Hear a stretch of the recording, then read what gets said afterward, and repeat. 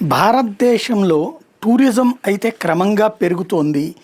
ప్రపంచవ్యాప్తంగా లెక్క చూస్తే అత్యధికంగా టూరిస్టులు వచ్చేటటువంటి దేశం కింద, టూరిస్టుల ద్వారా ఆదాయం వచ్చే దేశం కింద అమెరికా ఉంది. $2.4 ట్రిలియన్ అమెరికాలో 18 మిలియన్స్ జాబ్స్ కూడా టూరిజం ద్వారానే వస్తున్నాయట అక్కడ.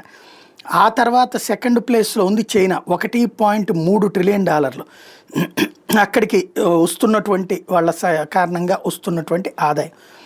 ఆ తర్వాత వచ్చేటప్పటికి మూడవ స్థానంలో ఉన్నటువంటిది జపాన్, $297 బిలియన్. మూడో ప్లేస్లో జర్మనీ ఉంది, $488 బిలియన్.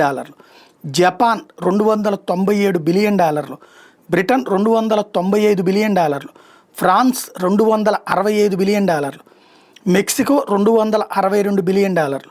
భారతదేశం ఆ తర్వాత స్థానంలో ఉంది $232 బిలియన్. మన తర్వాత స్థానాల్లో ఇటలీ, స్పెయిన్ ఇవన్నీ కనబడుతున్నాయి. అంటే టూరిజం అనేటటువంటి దాంట్లో ఇంకా భారతదేశం వాస్తవంగా అయితే కనుక ఆయా దేశాల కంటే కూడా అద్భుతమైనటువంటి చూడదగినటువంటి ప్రదేశాలు భారతదేశంలో ఉన్నాయి. కానీ ప్రచార లోపం అన్నటువంటిదే మన దగ్గర ఉన్నటువంటి శాపం.